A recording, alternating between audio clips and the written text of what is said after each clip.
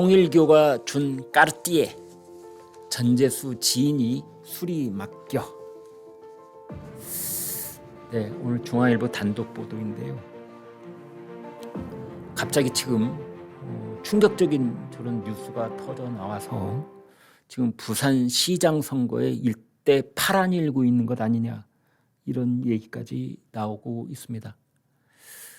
지금 전재수 의원 삼선 의원이고 부산 북갑 이 지역구입니다. 직전까지 해양수산부 장관 했죠.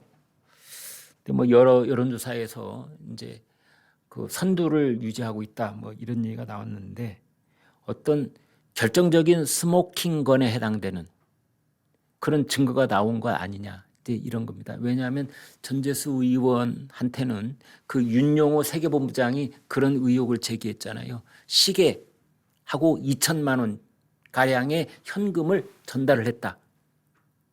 그런데 전재수 의원은 아니야, 시계든 금품이든 뭐든 나는 받은 바 없어, 그랬는데, 아니 통일교 측이 2018년, 지금부터 8년 전에 통일교에서 대량으로, 뭐 여러 개를, 대량이란 말은 어폐가 있겠군요, 뭐 다수의 까르띠에 시계 또는 뭐 불가리 시계, 뭐가 됐든 명품 시계를 구입해서 그걸 요로에 뿌렸을 가능성이 있다고들 하는데, 그 시계가 특정이 된 겁니다. 이런 몇백만 원, 몇천만 원대 이런 최고급 시계에는 시리얼 넘버가 있습니다. 일련 번호. 그래서 같은 모델이라고 하더라도 번호가 다 틀려서 어떤 시계를 특정할 수 있습니다. 이 시계는 언제, 몇 월 며칠 언제 생산이 되어서 몇 년, 몇 월 며칠 어디, 뭐 한국이면 한국, 일본이면 일본, 뭐 어디 나라로 수출이 되고 그쪽 매장이 있다가 이게 누구한테 팔렸다, 이게 쫙 족보처럼 남아 있습니다. 그게 일련 번호입니다. 그런데 전재수 통일교 금품 수수 의혹 사건을 수사 중인 합수본이 그 일련 번호까지 찾아냈다는 겁니다. 통일교와 신천지 유착 의혹을 수사하고 있는 검경 합수본 본부장 김태훈, 통일교 까르띠에 시계 중 하나를 전재수 의원의 지인이 수리를 맡긴 기록을 확보를 했다. 합동수사본부는 전재수 지인이 맡긴 시계 수리 기록을 토대로 그 해당 시계를 특정을 했다. 메탈 재질의 제품이고 통일교가 2018년에 사들인 여러 명품 시계 중에 하나다. 통일교와 까르띠에 서울 본사를 압수수색을 해서 시계의 시리얼 넘버까지 대조를 다 해서 그것도 끝마쳤다. 지금부터 8년 전인 2018년에는 그게 700만 원짜리였는데 지금은 500만 원이 올라서 똑같은 모델이 지금도 팔리고 있는데 그건 1200만 원이 넘는다. 그리고 2018년 8월 경기도 청평에 있는 천정궁, 여기에는 한학자 통일교 총재가 이제 머무르고 있는 곳인데 거기를 방문했다는 게 확인이 됐다. 지인이 수리를 맡겼다는 건 확인이 됐는데 전재수 의원이 그 지인한테 수리 좀 해줘 부탁했는지 아니면 선물을 했는지, 그 가능성을 지금 합수본은 계속 캐고 있습니다. 윤용호 세계본부장은 뭐라고 했느냐, 2018년 8월에 명품 시계하고 현금 2천만 원가량을 전달을 했다. 현금 상자는 봤지만 정확한 액수는 모른다.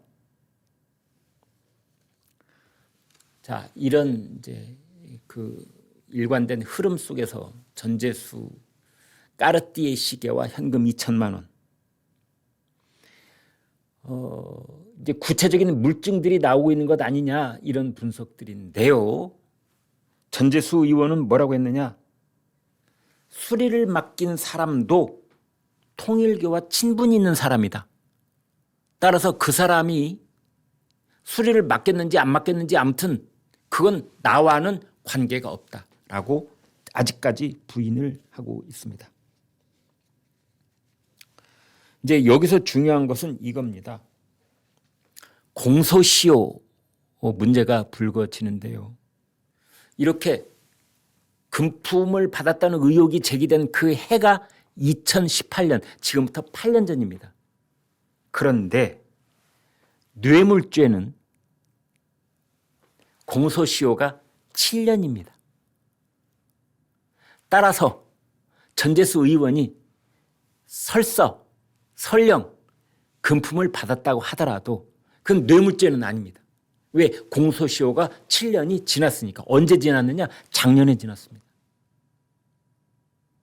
그래서 이제 우리가 김건희 여사 그 특검, 민중기 특검을 그렇게 목소리 높여서 비판했던 이유가 뭐냐? 그때 민중기 특검이 그걸 밝혀냈을 때 작년 8월에 그걸 깔아뭉개지 말았어야 그때 공소시효 이내에 전재수 의원을 기소할 수 있었는데 그걸 그냥 깔아뭉개버린 겁니다.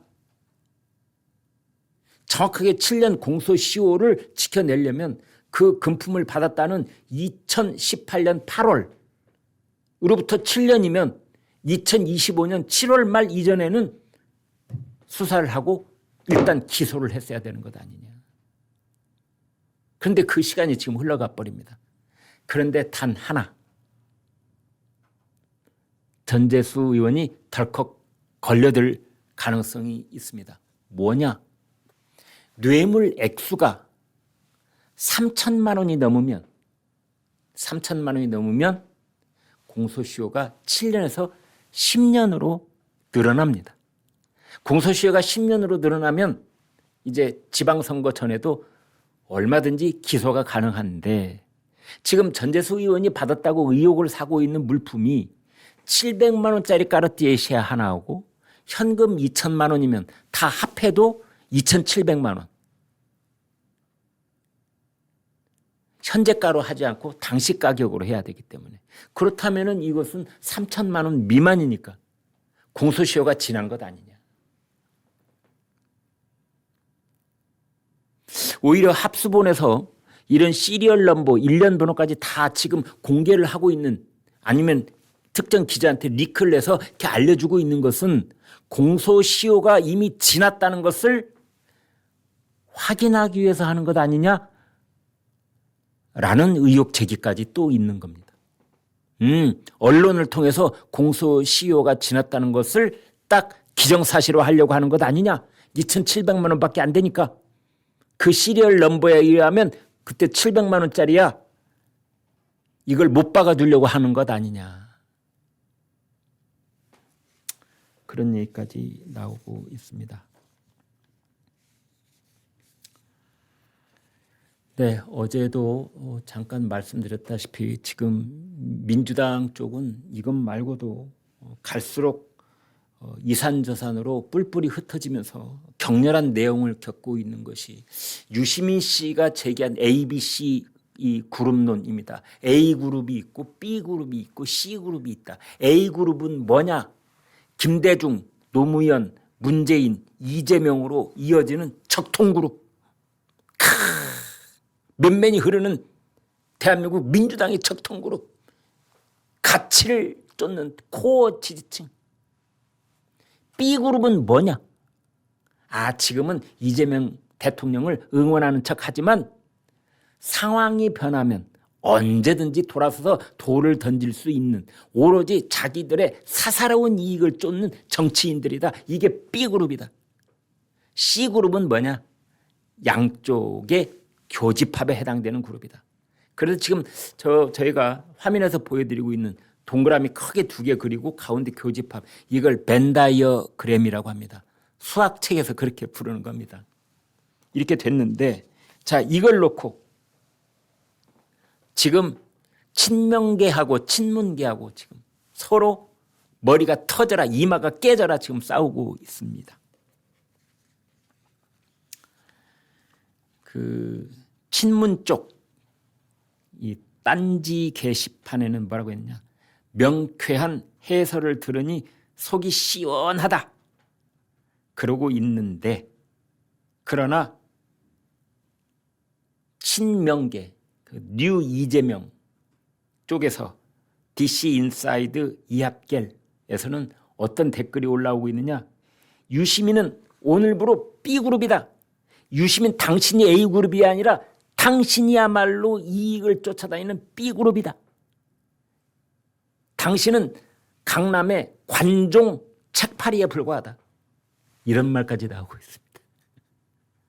그러면 이제 A그룹, B그룹 이 얘기를 유시민은 왜 했을까?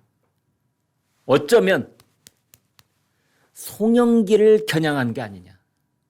이제 이런 분석이 지금 나오고 있습니다. 그러자 송영길 전 대표죠. 이런 말을 했습니다. 나는 친문과 싸우면서 당 대표가 됐다. 친문은 선거운동도 안 했다. 이낙연 같은 사람이 대표적이다.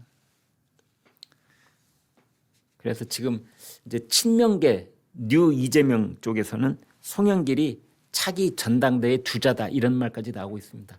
그러니까 꼭 그렇지는 않지만 대충 이렇게 분류를 해 본다면, 네, 여기는 이재명, 뭐 친명계 뉴 이재명, 뭐 이렇게 송영길 여기 있다고 보고요. 이쪽은 정청래, 유시민, 뭐 이런 김어준, 네, 이렇게 지금 서로 싸움을 하고 있는 쪽에서 유시민이 ABC 론이 지금 불거져 나온 것이다라는 겁니다.